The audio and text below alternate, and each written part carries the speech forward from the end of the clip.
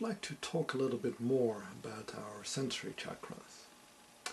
So, as I said, for animals, they usually try to combine them into one huge snout chakra. But for humans, we actually have different chakras for our nose, each of our eyes, our mouth, and our ears. Depending on what type of person we are, actually what type of spirit we have, there are lots of differences in these chakras. So our spirit itself also needs vibrations to stimulate itself, to nourish itself. And these stimulations can be in different wavelengths, you could see. So some of them are very much in the form, so we need to feel something, to touch something, and to touch something and feel its structure, its firmness, will actually stimulate our spirit.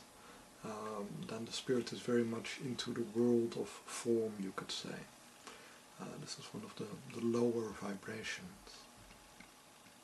Also taste is considered one of the lower vibrations. And it is possible also to taste energies, and also for the taste to really work on our spirit. For some people it is really a delight to taste something, and they have a lot of ability also to taste, to catch all the different nuances, all the different effects, the different timing between the different ingredients of the food, how they interact with you. And for them taste gives a lot of stimulation of their spirit. It awakens their spirit. Another option is actually to have the sense of smell. Humans in general don't have a very good sense of smell compared to other animals, but some people can easily smell different energies, and we all know about pheromones and perfumes and deodorants, that they can prove quite stimulating, and that it can be a very also enriching experience to smell the energy, and sometimes we can even smell the cure. And it's possible for us to really use this nose chakra to find the right plants which are, for instance, healing for ourselves or for other people, if we can distinguish all the different nuances of smell well enough. And I would have to say that the sense of touch also gives information on a much more structural, a much more lower vibrational level, while the sense of taste and the sense of smell, they're already a lot more subtle in providing us information about the person we're attuning ourselves to, often showing us what kind of stimulation they need to balance themselves, or exactly what is wrong with them. So it is possible to smell disease, and also to smell an evil spirit, for instance. But equally it's possible to indeed smell the bug flowers or the food they require to heal themselves. Then we get to the more subtle things, namely sight and sound. Sight and sound are really the higher vibrations, and they can be very stimulating for the spirit to see beautiful things, to see paintings, landscapes, to hear music, to have all the different colors. And in general, especially when it comes to sight, women tend to have this much more than men do. Men are more, in a way, focused often on location, movement. We have more of a hunter nature, and therefore we also go more deeply into the world of form, into structure, rather than the subtleties of color, which is more of a feminine thing, like seeing if fruit is ripe, whether a plant is healthy, whether a person is healthy by their complexion, for instance. This is much more of a feminine quality. So with these chakras we also find that people who have the ability to sense energies, either by auditory, visual, scent, taste or touch, also in a way tune into a different part of the energetic spectrum more easily, and also the quality and you could say the specialization of their energy work follows suit. So people who tend to hear messages or to have visions tend to work more on the higher vibrations. They often can give people some information, some counsel, some psychological advice. People who tend to smell or to taste energies, they're often very good healers, providing the people with good advice on what they need or what is wrong with them. And people who are more feeling energies and sensing them more in a robust sense or in a sense of movement, they can often tell people about their environment. So for instance, is the place where they sleep healthy for them? Is the house good for them? Is their environment good for them? And also possible problems which stem from their own structure. So, because we all have different constitutions, so we all have different strong points and weak points. And those things can easily be sensed by a person who has a more physical sensitivity, using their hands more than the chakras in their heads. So if we look at animals, we find that animals tend to combine all these different parts of information, which are psychological, healing, and structural, in just one concept. And if we are communicating with animals, for them they don't make the distinction with something they know by hearing it or by seeing it or by smelling it. They just know it.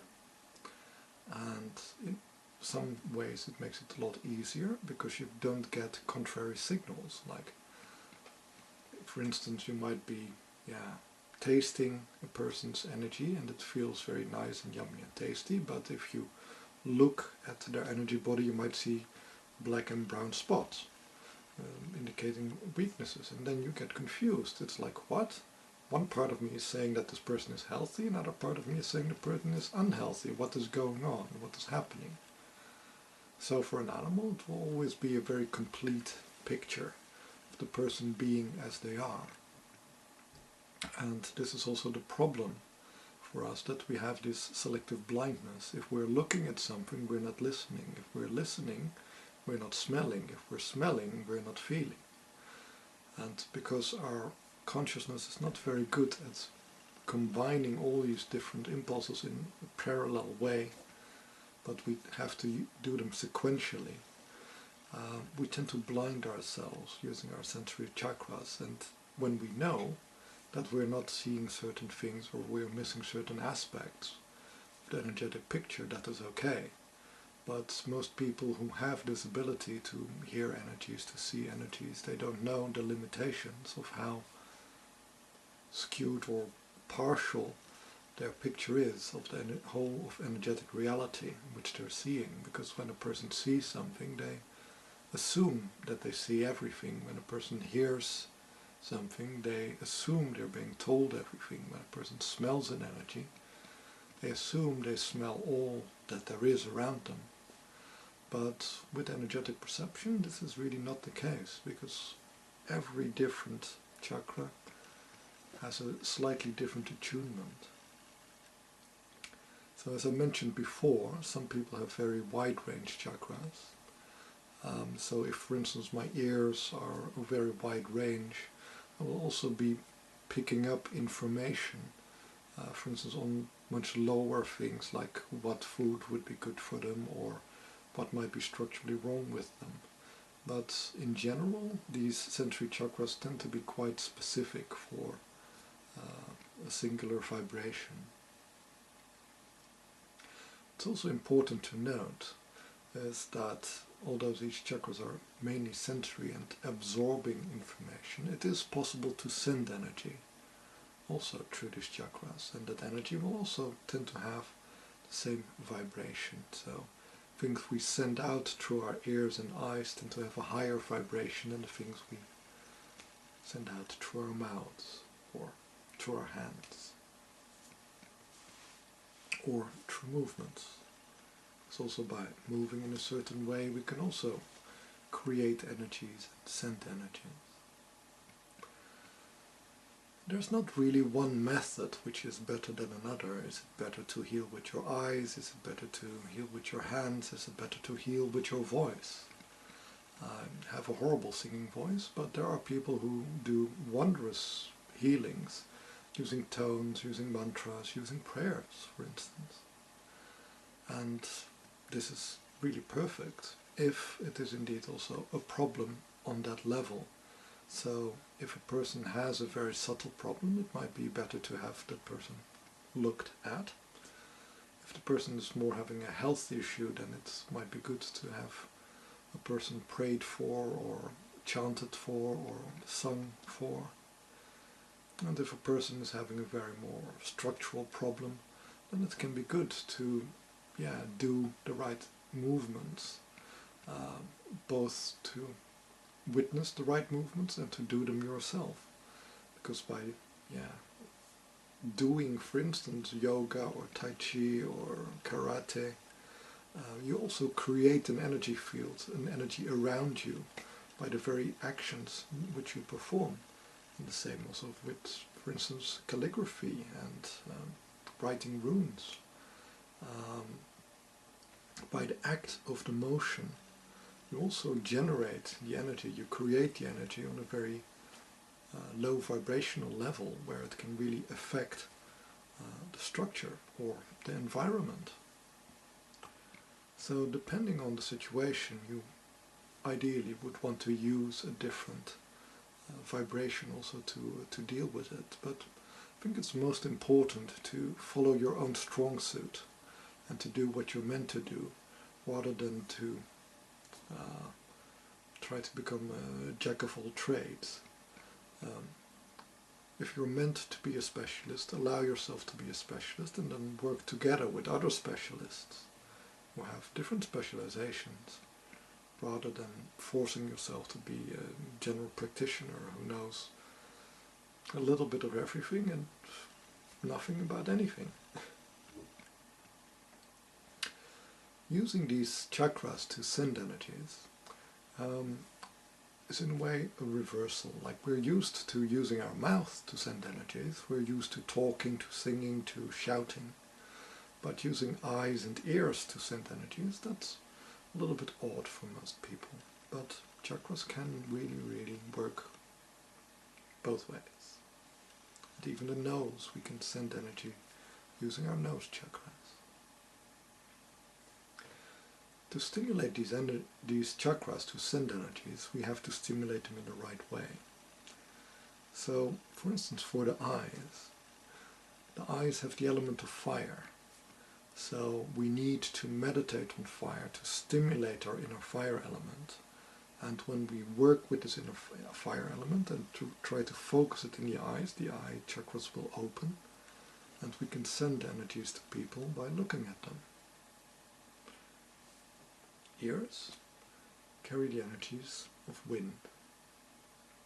So we need to focus on the wind, on the air. Same, by the way, for the nose. We think of the wind in the air, the spirits of the air. Then we can open the ear chakras by meditating on this vibration, by putting as much of our own energy body in that vibration. Those chakras open up, they become more important, because the more energy we have of a certain kind, the more interesting it becomes for the chakra to work with that. So if I have a lot of fire in me, my eyes will become more active. If I have a lot of air in me, my ears and my nose will become more active. The mouth is the element of water. So the more I think of water and emotions and the collectiveness, how we are all touching and interacting and mingling with each other energetically, the more the mouth will become stimulated and also open itself up. So the more emotional I am, the stronger my voice will be energetically. And the element of earth helps us to move and to give power to our movement, to give power to the body, to the physical structure as it moves. So elemental meditations can help us to work with different sensory chakras. And also stimulation of these sensory chakras will also stimulate that element in me. So for instance, if I tend to forget about my body, it tends to wither away, it tends to become very chaotic. If I then start working with clay or doing physical exercises, these vibrations will be nourished, will be stimulated. And for instance, if I hear beautiful music, my mind, my consciousness, my logic, my memory will be stimulated. And if I see beautiful things, inspiring images, then my inner fire will become stimulated. So art is very important to use, because art contains very high vibrations, which are very supportive for also making the other vibrations in the body higher. So ideally we would have both physical art in dance, we have culinary art in taste and smell, we have auditory art, and we would have visual art. And if we are exposed to all these vibrations, all elements within my body would also reach a higher vibration, and ultimately therefore also my consciousness, my spirit itself, is lifted into a higher vibration. And the same goes the other way around. If my spirit is very active, if it contains a certain element, a lot of fire, a lot of air, a lot of water or earth, then also it can flow out through these chakras and inspire the same qualities in other people. If I have a lot of fire in me, I will, by my looking at other people, by creating paintings, by creating sights, by describing vistas, I will also awaken the fire in other person. And the same goes for air, where you in a way get other people to think, to consider, to listen. And the same goes for water, where you in a way join the sensations, share the emotions. And ultimately also for earth, the element of form, the element of touch, of shape. By shaping my environment, by making changes in it, also people will change their shape. If I put a blockage somewhere, people will have to climb over it, jump over it, go under it.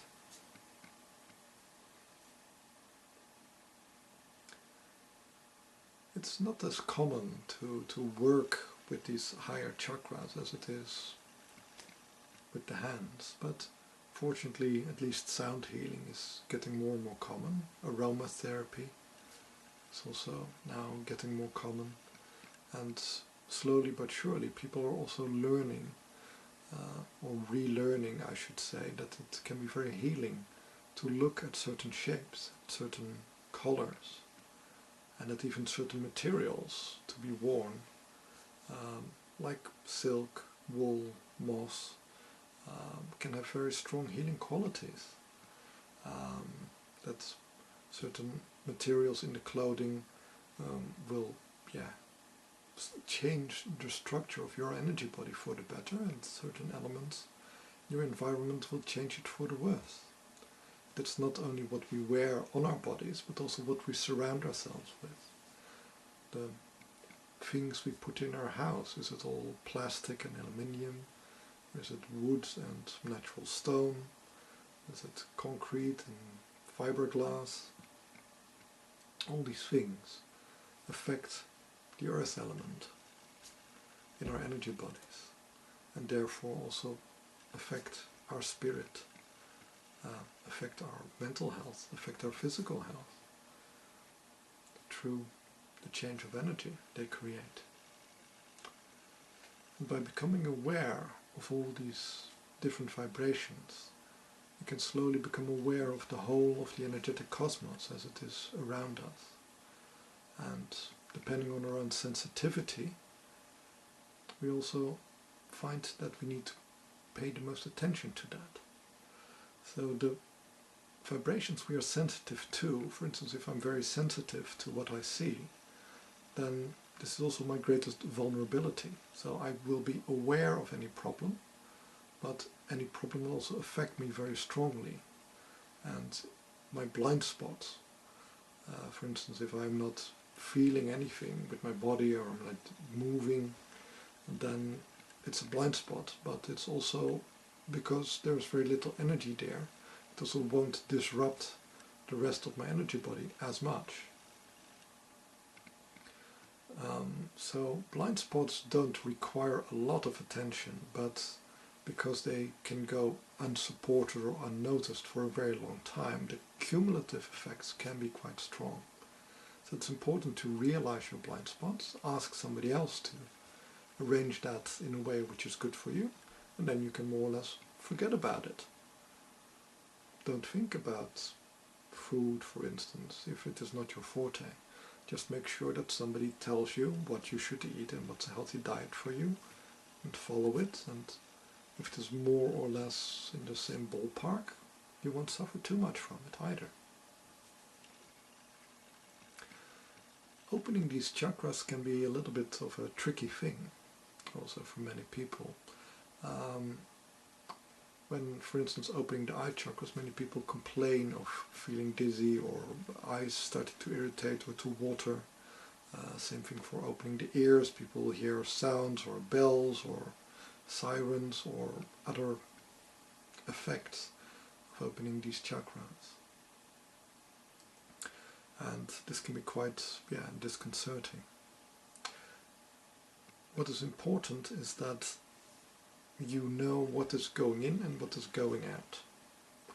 And it is often because people don't realize that you should have a sensory sensation of the energies coming in, but you don't need to have a similar sensory sensation of projecting these energies.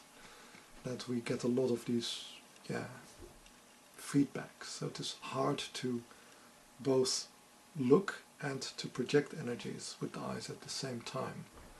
So sometimes it's easier to actually close the eyes and then allow the energies to flow, or to close the ears and allow the energies to flow out into the space. So really to focus yourself on sending the energy instead of trying to do both things at the same time. You'd send the energy out and you pull the energy back in, and you send it out and you pull it back in. And this creates for a very messy chakra, and often also very messy energy body and lots of headaches. So it takes some time to get used to working with these normally sensory chakras, also as projecting chakras. And by, in a way, deactivating the sensory part, you can really focus on using them to send energies. One of the other advantages is that the lower vibrations, people tend to block a lot, because nobody likes to feel aggression or anger or depression or disease or other things. We have a natural resistance to these lower vibrations, but we tend not to resist or block these higher vibrations. So if you're trying to read another person, you might find that if you're using your hands, for instance, that you're not feeling them at all, or it's very hard to feel them because they're blocking all these lower energies. But if you use your eyes or your ears to gather information about them, that it will be much easier, or even smell might be much easier. So especially if you're working with clients who have a very strong defense mechanism, using these higher chakras to gather information can be useful, but also it can be a useful treatment option if you find that the person is blocking the lower energies such as life force and energies you can project from your hands. And sometimes you can heal them with music, with sights, or with your own eyes, or with your own voice, or with smells. And often depending on the person's own vibration, as I said before, you need to find the right vibration, and where the most of their energy is, the stronger the effect will be. So if a person has a lot of water energy, aromatherapy will have a very strong effect on them. If a person has a lot of fire energy, then having the right things to look at, the right colors around them, will have a strong effect on them. If the person has a lot of air energy, then they need the right sounds or enough silence around them to thrive. And if a person has a lot of earth energy, they need a good environment for them, the right materials around them. Water energy, they need good food, they need good emotional connections around them. So healing a person is not always only about improving the situation, because on every level you can support a person, but ideally if you really know your client, you also know what type of therapy will work best for them. And working with every vibration is really a lifetime job almost. So in general I would say go to a specialist, a person who really knows about aromatherapy or sound therapy or light therapy or touch therapy or food therapy. And go to a generalist who can tell you, or if you don't know for yourself, what energy makeup do I have? What type of healing would be most beneficial for my type of energy body? So, I hope this will help you in working a little bit with sensory chakras.